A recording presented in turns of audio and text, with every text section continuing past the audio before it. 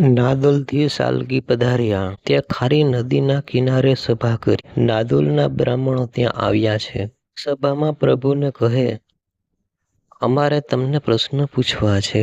શ્રીજી મહારાજ કહે, ભૂદેવો, પ્રશ્નો તો ગમે એટલા પૂછવું, પણ અમારી ઈચ્છા છે આ ખારી નદી કિનારે ભૂદેવોને જમાડવા. બોલો, જમશો?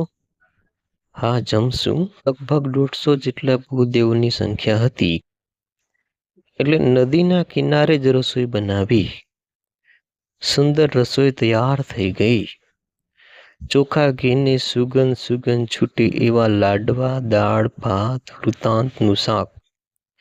વૃતાંતનું શાક ચૂરમના લાડુની સાથે બહુ ઉત્તમ ગણાય. સરસ સુગંધી વાળો ભાત અને દાળ તૈયાર થઈ ગયા. પછી ભૂદેવો બોલ્યા, જમવાનું પછી પહેલા અમારા પ્રશ્નોના જવાબ આપો. બોલો, ક્યાં તમારા પ્રશ્નો છે? એક તો અમારો એક પ્રશ્ન છે કે તમે હાલતા અને ચાલતા જેને તેને સમાધિ કરાવો છો, એ સમાધિ કઈ રીતે થાય? અષ્ટાંગ યોગ સિવાય સમાધિ તો થાય નહીં. સ્વામિનારાયણ ભગવાન કહે, ભૂદેવો, ગોપીઓએ અષ્ટાંગ યોગ સિદ્ધ કર્યો હતો? ના, તો એમને સમાધિ થઈ જતી હતી. સમાધિ એટલે દેહભાન ભૂલવું અને ભગવાનમાં તન્મયતા જાગવી, એનું નામ સમાધિ. ગોપીઓ જ્યારે દહીં વેચવા જતી ત્યારે દહીં લ્યો એમ બોલવાને બદલે કૃષ્ણ લ્યો એમ બોલતી. એટલે દેહભાન ભૂલીને કૃષ્ણમય બની જતી. એનું નામ સમાધિ.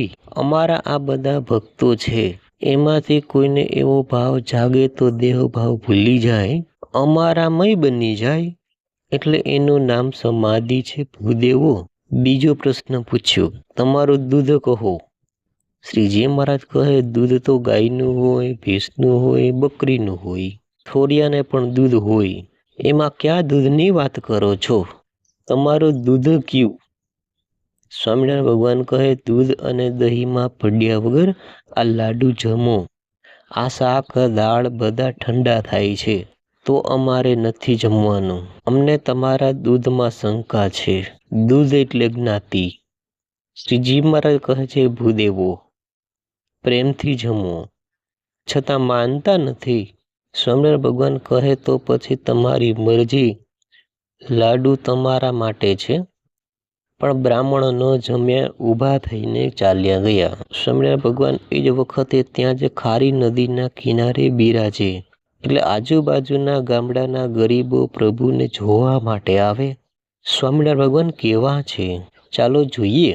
સાવ પછાત વિસ્તારના અડધા નાગા છોકરા, જેના શરીર ઉપર પૂરા વસ્ત્રો પણ નહીં, એ બધા ટોળે ટોળા આવેલા.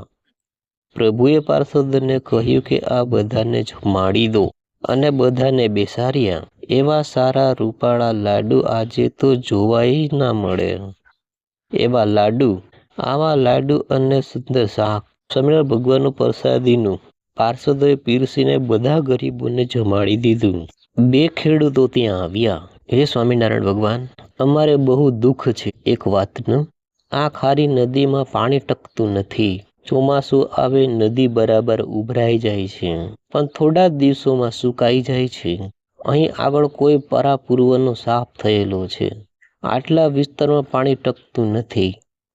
સ્વામિનારાયણ ભગવાન કહે, આ અમે બેઠા છીએ, સંતો બેઠા છે, અમારા પાર્ષદો જુઓ આટલામાં આટા મારે છે.